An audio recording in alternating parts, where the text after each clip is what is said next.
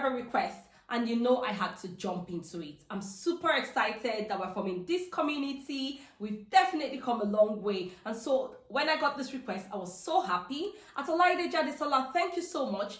Olaide wanted to know the non-technical roles and what you need to do to be able to transition into that professional space. So guys, I didn't get one. I didn't get two. I got 8 not technical items. I'm going to be talking to you in today's video how we're going to go into that space. What are the soft skills that you need to have? What's basic certification? What toolkits? This video is jam-packed, guys, so buckle up. We will be doing it in 2 parts. This is the first part. The second part will be coming up very soon. Let's get started. The first role is the UI UX designer. So the UI UX stands for user interface and user experience. What are those qualities? If you want to get into this role, you have to be a problem solver. You have to have a curious mind. You need to also have empathy about people. Yes. Who is a US UI designer? That word user experience refers to all of the aspects of the interaction between the users and a digital product, a digital service, or even a physical product, right? Let's take a typical example. When you're checking into the hotel, when you're trying to request that Uber ride, think about that experience. Was it easy to interface with the product? How were you able to accomplish the task that you wanted to do? All of these is what a UX UI designer does. So they look at a website. Is it easy for people to navigate around this? Do you have a great eye for design that the people want to see? Okay, these designers, they also make sure that products and services feel easy, effective, and delightful to use. A UI UX designer looks at it and tries to bring something that is easy to use, user-friendly, and also appealing, virtually appealing to the eyes. What are the toolkits that are used by a UI UX designer? They use Figma, or they use the Adobe Creative Suite. So like the Photoshop, the Illustrators, all of these are the toolkits that are used by a UI UX designer. Methodologies and skills. A UI UX designer uses wireframes and prototyping. They use design thinking and strategy, user research, attention to detail, stakeholders management. You love graphics, you love doing things, you like playing around with things, different designs. Easy for you to get into this field. Let's look at the basic certifications that are required by this, by this role. So you can get certification from Google, the Google UX design professional certification. Microsoft have some. You can check on Udemy, you can check on Coursera, you can check on all of these online courses to get resources and materials that will help you read about it. How you will get into this space. You can get into this space by interning. I can also say to people, which is one thing that I love to do, I love to sell this. You can get into this space by, volunteering. If there is a project, if you look at your company website, if you look at your, an app, you can see those difference. Send an email to your organization and say, I found that this thing is not friendly, it's not easy to use. This was my experience. However, I have preferred this solution. That way, they will begin to bring you into the field and it will be easy for you to list one of those things as your project. The second is product manager or product owner. To be a product owner or to be a product manager, again, you have to be a problem solver. You have to have presentation skills, a very good eyes for design. You have to have a business sense. For example, how does this product bring value? How does this product bring revenue? Or to be able to influence or persuade people to want to work on the product. Strategic thinking is really important. You have to have that ability to take feedback from people because, again, this is a product you are going to be managing to the users. Taking feedback from the users, you're bringing the feedback back to the business owner, and you're bringing the feedback back to the engineers. So who is a product manager?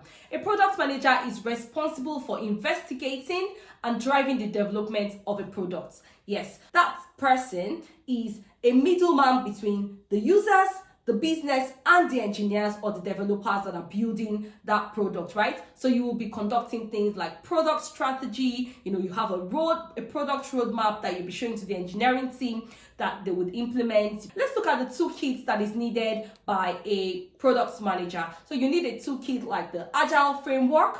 You need the Jira product discovery, because you'll be dealing with people, you'll be dealing with different stakeholders, a Confluence and Slack. So these are the toolkits that are needed as a product owner, and these are the things that you will be using. What about the methodologies, right? You need a Google design sprints. You need the hook model, or storytelling, or the right scoring method. These are all methodologies that you will need to get your hands upon. Also, what are the basic certifications, like the Certified Product Manager from the Association of International Product Marketing and Management?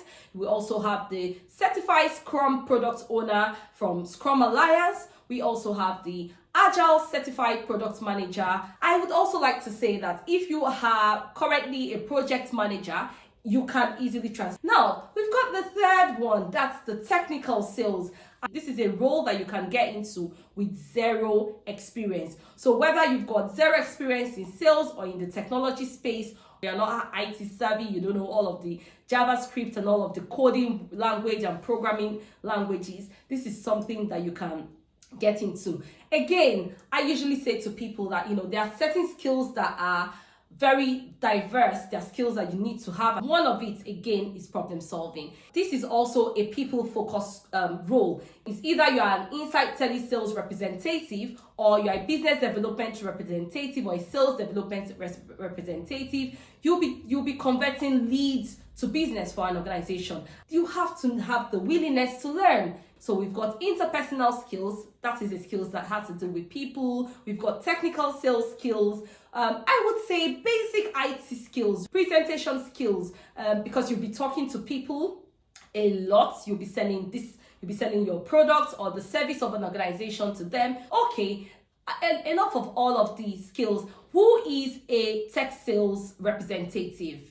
A tech sales representative is a person that sells digital products. Is also known with different job titles, a business development representative or sales development representative. Those are the entry level roles. And if you don't want to deal with people, you want to probably be an insider sales representative, talking to people on the telephone. It's easier that way. So for the entry level roles, so whether you are a seasoned professional trying to climb the ladder, or aspiring talents just eager to get into the IT space, this is a very good and juicy role that you can go into. Remember, I've said zero experience, and I would say for salespeople, they have a lot of connections, so it's easy to build your connection. What are the methodologies and skills that are needed by the tech sales representative? We've got the sales strategy.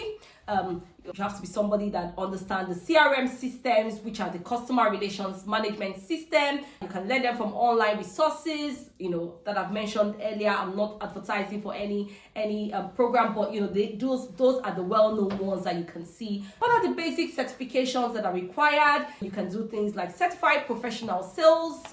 You can get a Salesforce certified administrative professional, or a training sales certificate. Anything to boost your sales. There are loads of resources that you can learn online on how to sell and how to generate leads and how to convert those leads into businesses. This is a juicy role, guys. Without zero experience, you can get into this role.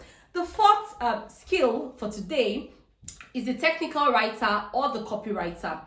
Fantastic role for you. Do you like writing? That's another skill. So because writing takes a lot from you, it requires you to be a researcher, it requires you to be vast, it requires you to be knowledgeable in grammar. If you've got an interest in writing, why not jump into these skills? That's another way of entering into the IT space. And basic IT knowledge of how to use your presentation slide, on how to use Microsoft Word, on how to use all of those very simple but very efficient way of communicating to people. Those are the skills that are needed, or the qualities. Those are the qualities of a good technical writer or a copywriter. Who is a technical writer? A technical writer communicates technically complex information and then transcribe that into something simple for the audience to understand. It's all about the users, guys. It's all about the users. So they look at documents like, for example, when you buy your new phone, a manual, that shows you how you're going to set it up, a manual that shows you on how you're going to use each of the features. Those manuals are written by a technical writer. Yeah. If CapCut brings a new feature on their app, a technical writer is going to write like a guide on the step-by-step ways to be able to go through that. So it's really easy for people to utilize it, because at the end of the day, it is the users that are important. So a technical writer creates 3 types of documents. They create the UI documents, which are called the user interface documents, like the ones I've spoken about. Those are your guides, those are your brochures, those are your manuals that you see. Those are the user interface documents. They also create the developer documents. Again, these are used by developers, or they also write a deployment document. So for people that want to deploy things on the cloud, these are the kind of documents that they try to create, so that they are able to look at what is needed, what is compatible, and how they are going to use it. Let's talk about the toolkits that a technical writer would use. So things like FrameMaker, things like Flay, things like Microsoft SharePoint, RoboHelp, AutoCAD, Captivate, ScreenFlow, Grammarly to help you correct your grammar, Camtasia, WordPress. These are all the tools that a technical writer uses. The methodologies and the skills that information design. So how do you represent data on graphs, on as a statistics, using different ways to represent the data and help people to understand what you're saying. We've got the information architect, or the graph. We've got proofreading, requirements analysis, all of the that are required of a technical writer. What are the certification of a technical writer? The basic certification can be a certified professional technical communicator. A technical writer certification is also one of the basic ones. You can also get the Technical Communication UK professional certification, and also professional technical writing. You can get all of those materials online. You can get them from Microsoft, you can get them from the American Association or the UK Association. Just find out those things that you need to do and get started on them. Guys, this is just 4. So if you didn't see any of these that I do, stay tuned, because I've got part 2 coming with more. I just might have something that you want to look into. I just might have something that I just want to say a big thank you to my community. I love you guys, and I am really happy that we're growing, to this point. So please don't be shy. If you have any questions, please feel free to reach out to me on my Instagram page, or flood the comment section, guys. Flood the comment section with your questions. I'm always watching, I'm always reading, I'm always listening to them. So I just want to really say thank you so very much. Don't forget to click the notification icon bell, because you'll get notified if we post, especially the parts of this video, if you really want to get more of their dream job. Until we meet next time, bye for now. Bye.